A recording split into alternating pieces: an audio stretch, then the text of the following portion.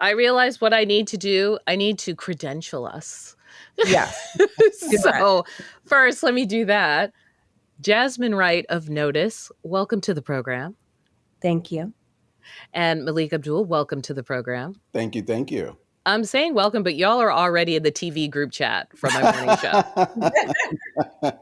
So well, we're happy to be here. Yeah, I see you guys. But we were joking about, like, in each of our pasts, there's a version of us where we're the only Black person on a political panel. Mm-hmm. Yes. It happens. Yep. Quite often. But not on your show as much. As a baby reporter, I was hoping you would say not, because 15 years ago, that's what I would say. I'd be like, it's going to be different. But it's not really different. And we all often get asked questions about, hey, what's going on with Black politics? Mm-hmm. Yeah. And I just want to say, I think you're absolutely right about that. And it's been more difficult for me because you're talking to someone who's a two-time Obama voter. I was a Democrat up until 2016. So Donald Trump was the first Republican that I ever voted for. So this whole discussion of respectability politics, someone who really, I supported Barack Obama. This was before he even announced. I knew that I was going to support that man. And then I saw things and, not just during his term, but since then, that made me totally reevaluate my politics, which explains why I'm here now. One of the things people forget is that when the Obama family came out, was presented to America, there was a conversation about the presentation themselves, who they were. Some of that is because people like the late Harry Reid had made that comment about, or was it Biden, about him being articulate and clean? Yes, well, that was Biden, but it was also Harry Reid who made the statement. Exactly. Yeah. And he showed the way, right, by bringing Biden into the fold, by embracing these people. Obama's motif was like, I'm the bigger person, right? I kind of offer this promise of reconciliation, or at least an attempt to have that conversation. And I remember the New Yorker cover, which was supposed to be satire. With the gun. Where it showed the couple in the White House, where Obama was depicted as kind of Osama, in Muslim garb. And Michelle Obama was depicted as having an afro and Black Panther gear, which is like the furthest possible thing from this woman who went on to tell us, when they go low, you go high, I think. Mm-hmm. So the reason why I set the table with that is, even at the time of Obama, there was this conversation about, like, what would make you acceptable? What would make you not threatening as Black people in public? And we were all like reckoning with that in real time. Mm-hmm. And reckoning with that in real time is a very good way to describe it. And when I say I still consider myself the founder and forever CEO of the Obama Nation, like, you cannot, the how much I went hard for Barack Obama just cannot be described in words. And I remember this, and this is around the Tavis Smiley criticism. It was, well, you got to wait until he wins the primary. You got to wait until he beats Hillary Clinton. He got to wait until he beats Hillary Clinton. He got to beat John McCain in the primary. And so we just continue to move the goalpost. And by the time he was president, I'm sure all of us remember when he had to talk about race. He had to give a formal speech about it. Yeah. Yeah. And it was related. I think that was around the Jeremiah Wright time. And we remember the comments that Jeremiah Wright made. And even me, as a huge Barack Obama supporter, I was saying to myself, whoa, what are we doing here? You, Barack Obama, you said that you never heard Jeremiah Wright say that. And this is the guy who married you? Like, bro, that's not even believable. But this was one of the things that he had to do. But I feel like Black people were like, we'll accept that. we did. We were like, we won't. We cast. Oh yeah, we cast Jeremiah Wright to the. Yeah. We cast Jeremiah Wright. Yeah, Jeremiah Wright to the side. The community was like, this has to happen so that he can be president. So we're fine with this. I think that at the same time that you can assign Obama blame for saying that, I think the community largely accepted that and moved on, because that was the price of him ascending to power and him marking this new chapter for Black people in this country. So I think a lot of the things that, yes, he did do, but the community also let him get away with it. Yes. Oh, 100%. One of the things about the Jeremiah Wright incident is obviously there was like bigotry there, people were talking about, etc. I think the other thing was the undercurrent of anger that Obama, who later it became a joke about his disposition, was distancing himself from the angry black man trope and being loud or saying white devil or whatever the heck Jeremiah Wright was saying, that was not a figure that was going to be acceptable in the world of respectability politics, in which you are trying to cross over, you are trying to appeal, you're trying to show you are different and not a threat. And it's weird to be looking back at that now in a moment where you have more and more name calling, like vicious commentary, like that, the kind of tough language that we were all like, oh, how dare you, at that time, seems like a typical day on social media now. Oh, absolutely. Now, and with Jeremiah Wright, it was part of a sermon where he was talking about us bombing Hiroshima. And he talked about a lot of the things that America was doing. And in that, he said, God damn that America.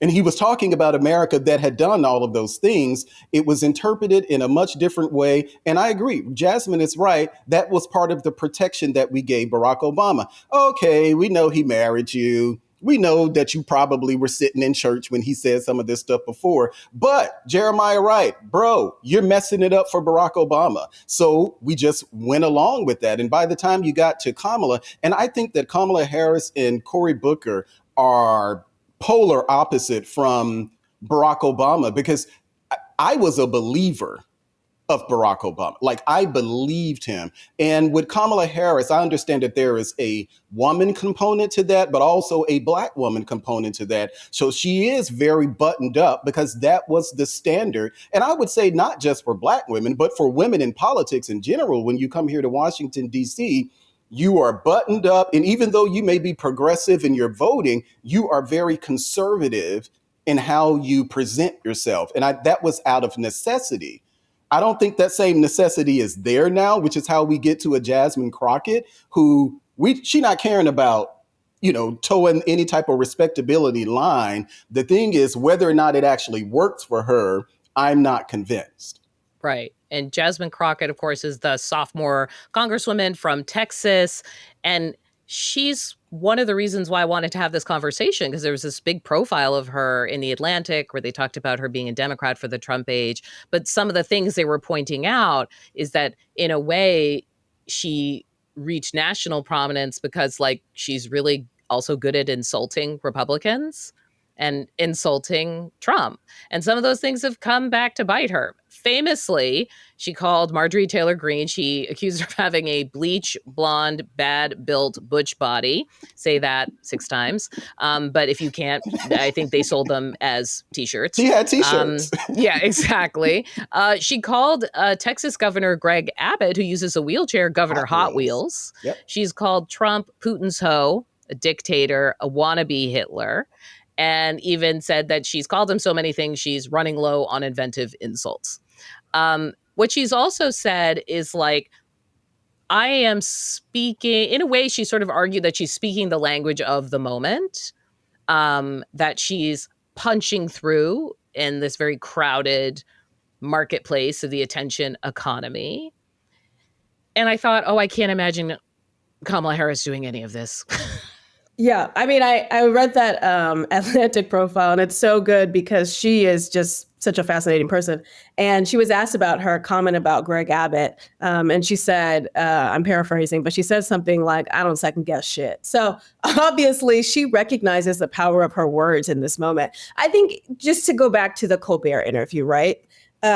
That is the version of Kamala Harris that we saw in 2024. And you're right. I think in this economy, even though it's only been, 8 or 9 months, I think we have moved past that. And the country has moved past that, in part dragged by Donald Trump. I don't think it's just and we say people. Attention economy, yes. We should say specifically, like that ability to command attention and earned media that Trump pretty much blew everyone out of the water when he came out of the scene and doing that. Exactly. And I don't think it's just Black people that have moved further away from respectability politics. I think it's actually all people involved in this political moment, in part because that language that they used just 2 years ago doesn't work anymore. I don't even know if Tim Walz calling Republicans weird would work in this moment right now, because it is not fiery enough. I think that the vice president, she has consistently been careful. She has consistently wanted to use language that at times feels crowdsourced, maybe because it is, but because it offends the least, but says the most for her.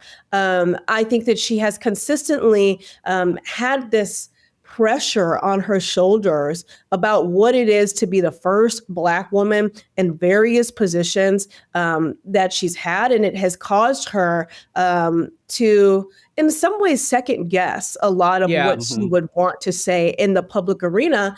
And for a lot of people, that feels inauthentic,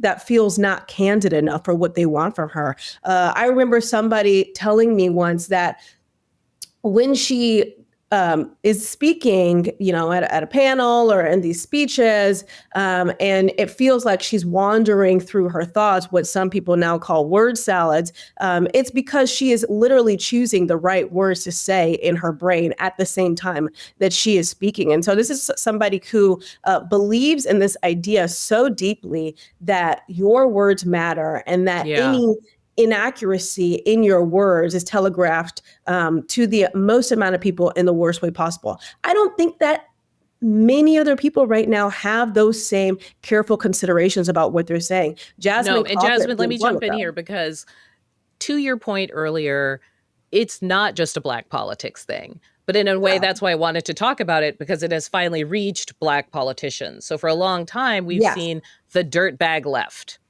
And right, which is where people are being like, ironic, I'm not really racist, I'm just saying this thing. Like, it's part of a kind of a white movement in progressive circles. And then this year I was reading about dark woke, right, which is the idea of, like, for a Democratic Party that had spent all its time kind of what people would say policing language around this racial and gender politics. Now they were like, we are going to insult people too. We're going to have fun too. We know how to have a laugh. We're not scolds.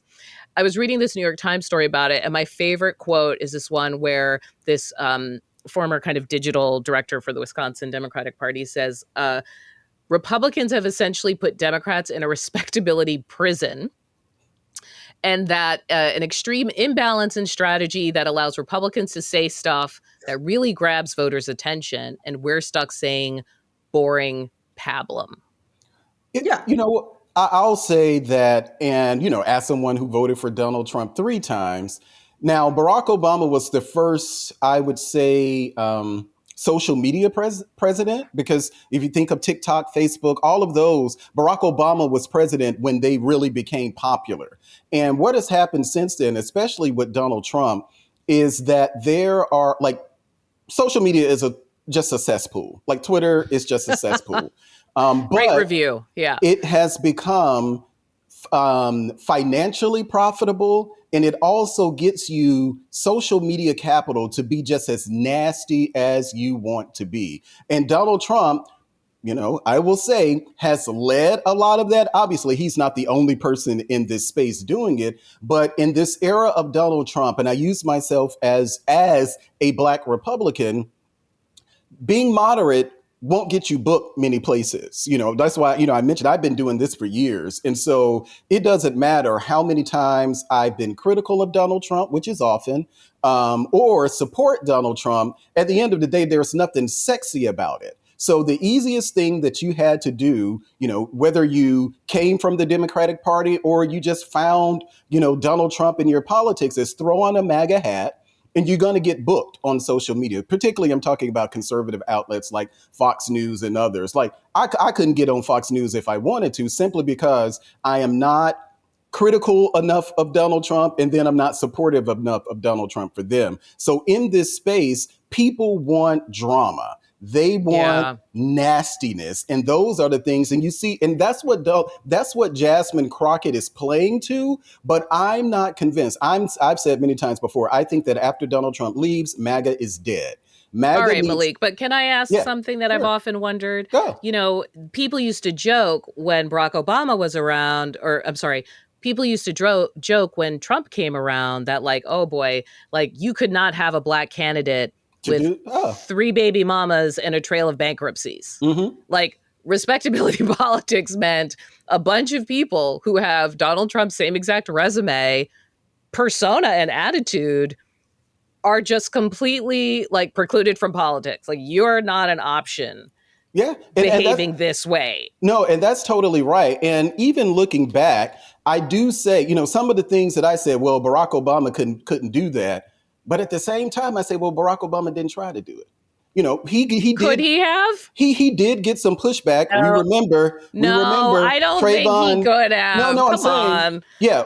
I feel like all he did was sort of like play basketball and was like, hey, brother, and like give dap around. He's but like hey, there's only so far he could go. Yeah, we saw what Barack Obama did when it came to Henry Louis Gates. He got pushback for telling the truth about a police officer acting stupidly. That's just what happened when you're arrested in the front door of your own home. We saw it again when he said that my son could look like Trayvon Martin. If you listen, even to this day, the number of people who say that Barack Obama divided the country because he was all about race, when he told the truth about if my son could look like Trayvon Martin. So yeah, there are many things that Barack Obama would have gotten pushback. But I say this as somebody, you know, on the other side now, I also know that he didn't try. Like with Jasmine Crockett, she goes all in. Now we can say that she shouldn't be doing it. It's not an appropriate thing for her to do, but she's not concerned about how people view her because she's really speaking in this moment. And maybe what it is that Barack Obama was the president who happens to be black that he only could be at that moment. Maybe for a first black, he was the only one who could win and he was the only one who could govern. But I just think that things are much different now. And just as Barack Obama is a transformational, and I would argue generational figure in our politics, we probably won't have necessarily another like him. But I don't think if another black candidate runs for office, that they would be so restricted, or they would restrict themselves in the same way. Let Jasmine jump in here. I saw your finger up, Jasmine, I think you say that, but even now, I mean, Jasmine Crockett is continuously being called ghetto by both the right and sometimes the left, being called hood. They view her as inauthentic because at one point, maybe she talked with a little bit more respectability politics a few years ago than she is now. And so people are calling her out for potentially putting on airs or making herself seem more of something that she's not naturally. Or maybe they're saying that this is her real personality and before she was acting differently. And so I think that there's a question to ask, and maybe this is not necessarily about Black women, but it is about women in general, or about both. But, if you don't like the careful consideration that Kamala Harris displays, but you also don't like the rambunctious, outwardly antagonistic,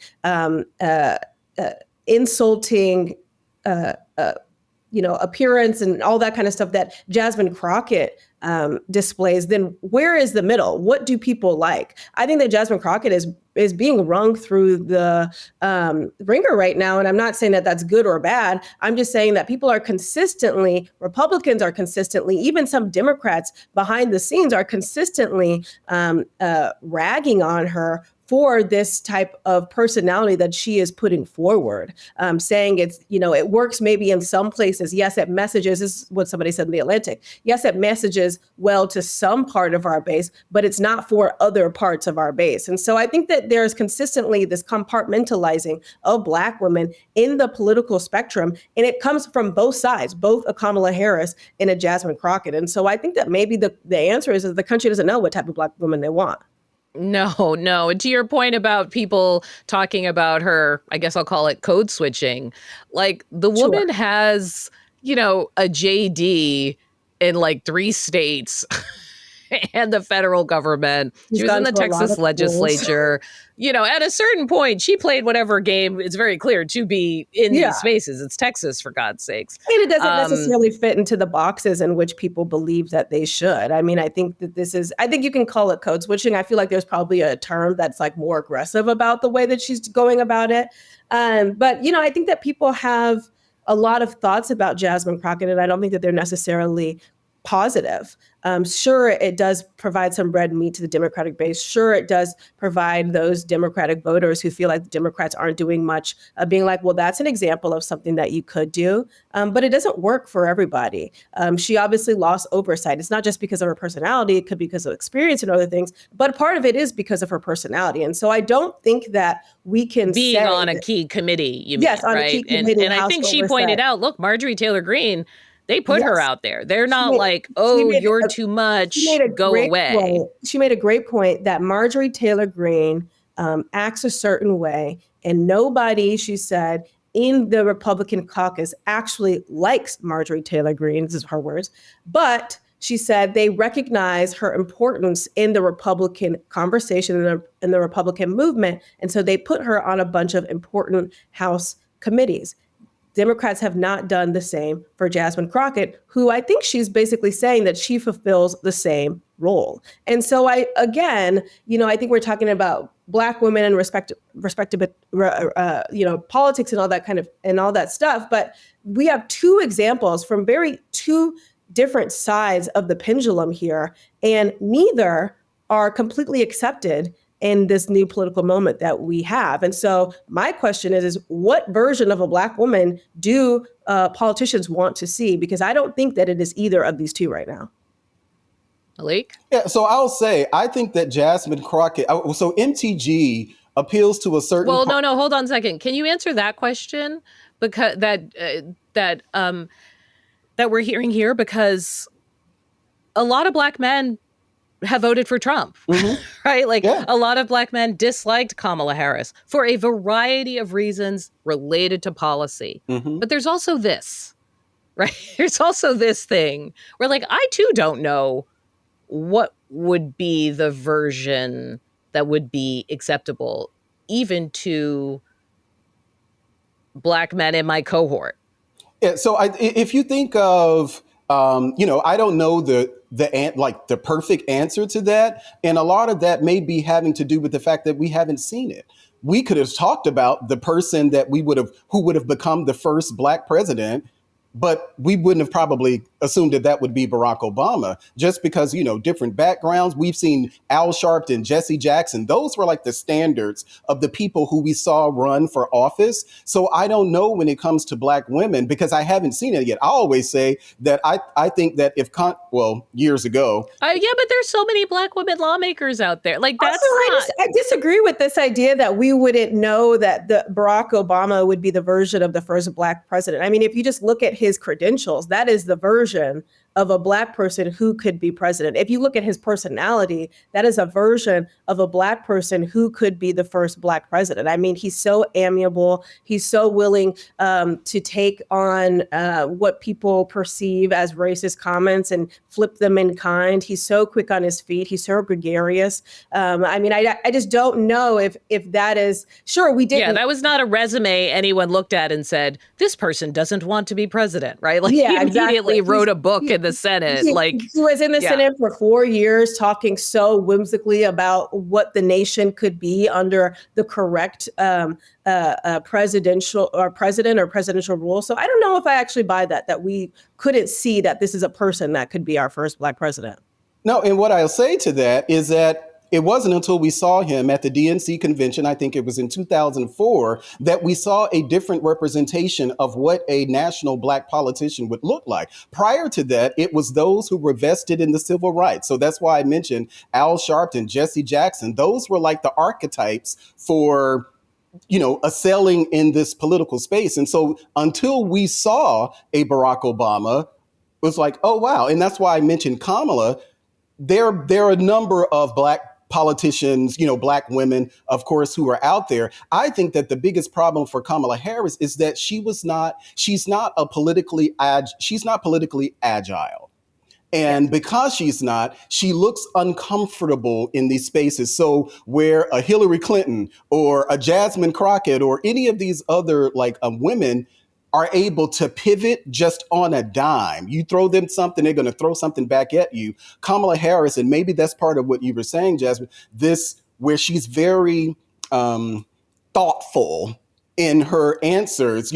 While she's thinking about stuff, a Jasmine Crockett or a Hillary Clinton or some of these others, they are quick with it. And I think because Kamala Harris is not a natural politically agile retail person, politician. A retail politician, that's what we see.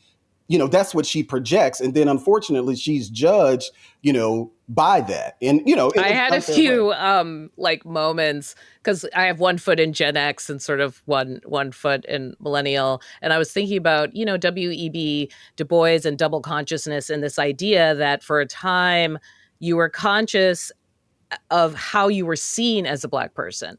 I see myself. I also know how other people are perceiving me, and I have to modulate, curate, and try and align those things. Yeah, I mean, that's and you see that thing you were saying about her thinking about it made me think of that, our way of at times trying to make sure that what we are saying is being heard the way we are actually frickin' saying it, and for her that is compounded in the national spotlight. Yeah, I mean, it's extrapolated to the millionth degree. I mean, I think as somebody who has spent so much time watching her, covering her for 6 years plus, there are some moments that you see her on stage. And there's a couple lines that she uses, which are true, but they also have the impact of emphasizing her Blackness. And so one of the lines is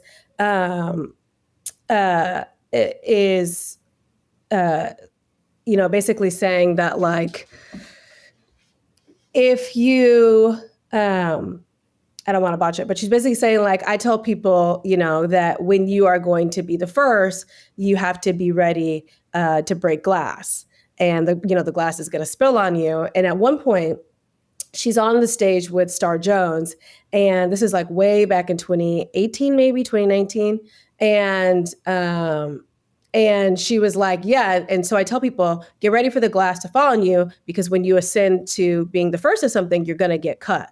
And then she's on stage with Star Jones, and she's comfortable with her. And Star Jones makes some comment, and she goes, yeah, well, to fight, you got to put that Vaseline on. Something like that, right? That is kind of one of her, and she has a couple of other ones kind of in the can. But you could see in that moment that she was thinking about whether or not she should say it. And it was at a forum with Black women. And so she obviously decided that which will be heard by the crowd. That would be covered by a white mainstream media. Don't be fooled by, my AG shield. I am a Black woman like you. And so there are multiple times like that in her career. But I think that to your point of not being politically agile, yes, I agree. I think that Hillary Clinton, while she was a little bit, maybe more specific on certain substantive, particularly when we're talking about foreign policy, maybe even on the economy, there were still consistent critiques that she was a different person in private, that she was a much more comfortable person in private, and that what she was trying to display to the public never actually got there, which is why people, in part, for a myriad of different reasons, but at least one part, didn't like her.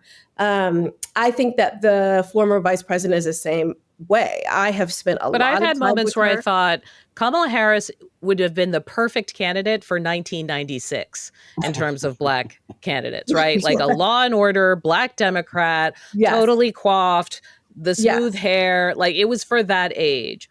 We are now in a different age, and generationally, particularly on the left, but I would argue also on the right, people want something different because they have spent years watching social media.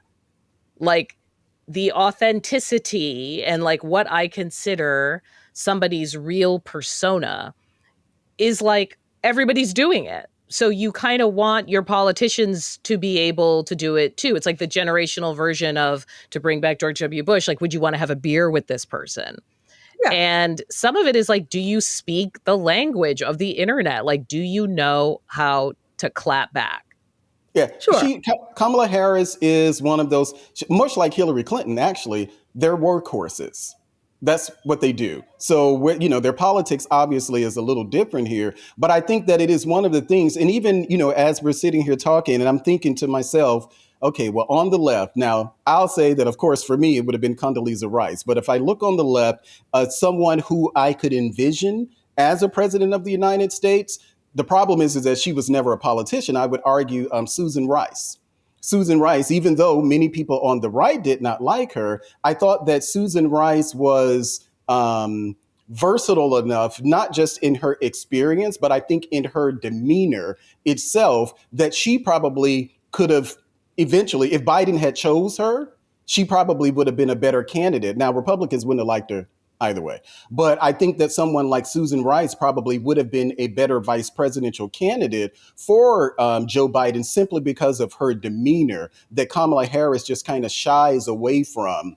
But I don't know the perfect, like, you know, and I'm thinking now, who else other than like a Susan Rice? Well, then let's tackle the generational part of it. I think that will make sense. If we're in this moment of dark woke, if we're in this moment of people being more matching Trump's energy, then respectability politics has no place in this, right? And I reached out to a Democratic strategist, a Black Democratic strategist, to be like, hey, this is a story. Would you want to be in it? Which, Malik, this doesn't mean you were second place. It just means that I was like trying to get someone to say, hey, generational shift. And they basically were like, sorry, I'm the wrong person. I wish there was more respectability politics. I don't want to deal with these people. He said, I don't want to deal with them, talking about kind of young Democratic activists, like most sane people. Who wants to be called names? Yeah. And I was like, I think people are afraid of the youngs a little bit. Like, I think that... I mean, the youth are snappy. They're going to get you.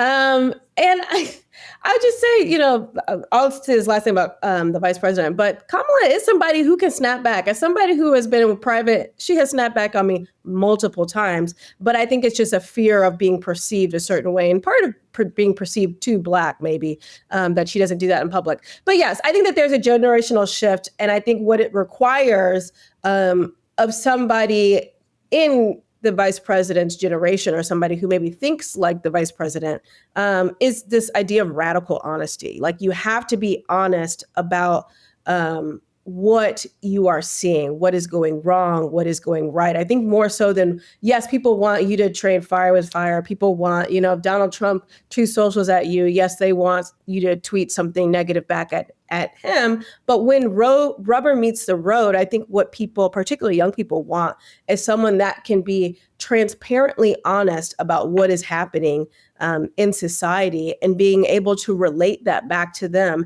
in a way that is plain spoken and in a way that feels authentic and candid. And I don't think that those three things are what people necessarily think about with somebody like Vice President Harris, but it is something that people think about with Jasmine Crockett, even if it's not put in the most polished box. So I don't know if I have an idea of like who would be the best version of somebody who could fill what is not necessarily respectability politics, but maybe like the new evolution of it, which is being honest, being open, but also, you know, not taking crap from somebody. I don't know who that is, but I think that maybe it's Republicans. I mean, Malik, when I think about the irony, when I look at the Republican side of the ledger is that some of the like really fascinating young Black politicians out there, especially in Congress, they feel more like Obamas than Crockett's. Yeah, so the reason I was mentioning MTG earlier, and I think this is part of the difference between the parties. Republicans, there is a constituency for MTG that backs her to a hilt.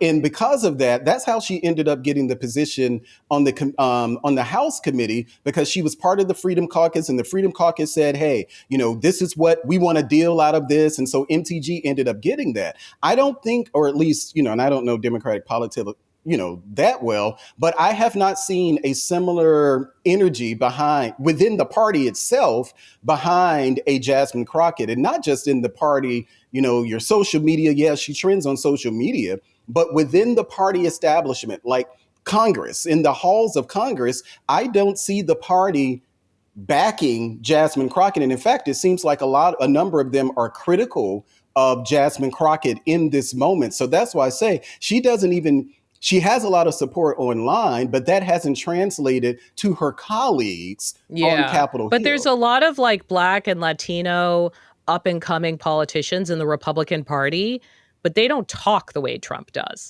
And they don't present themselves in public the way they Trump can't does. win. And it feels like they are adhering to a certain version of respectability politics. I think that is just the more moderate, to the extent it exists nowadays in the party. I think it's people who are much more moderate.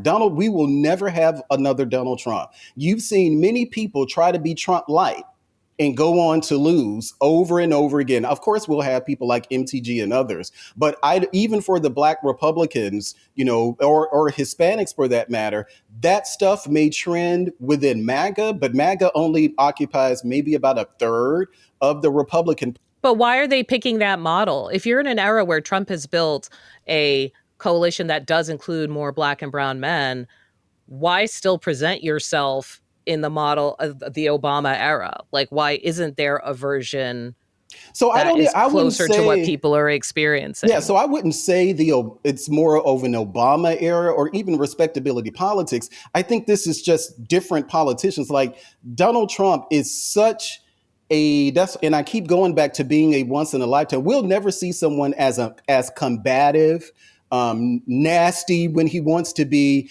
as Donald Trump. I don't think that will ever exist in our politics again, which is why I don't believe that J.D. Vance will be the nominee in 2028, because he, for one, is not Donald Trump. But I think that the party will be eager. And I know me, as someone who supported Donald Trump, I have no intention on voting for J.D. Vance. I think J.D. Vance is going to try to run as Trump light, but I would be ready for the party to be in a more moderate space. But I don't think we're going to be in a more moderate politic. I mean, not to be cynical as a reporter, but it just feels like that is over. Like that kind of optimism and way of dealing with each other, it's just past. And I don't know how to bring it back. I think I was reading a profile of Eric Adams and one of his like very key advisors. And she was quoted as saying, like, when they go low, you dig for oil. And I was like, it's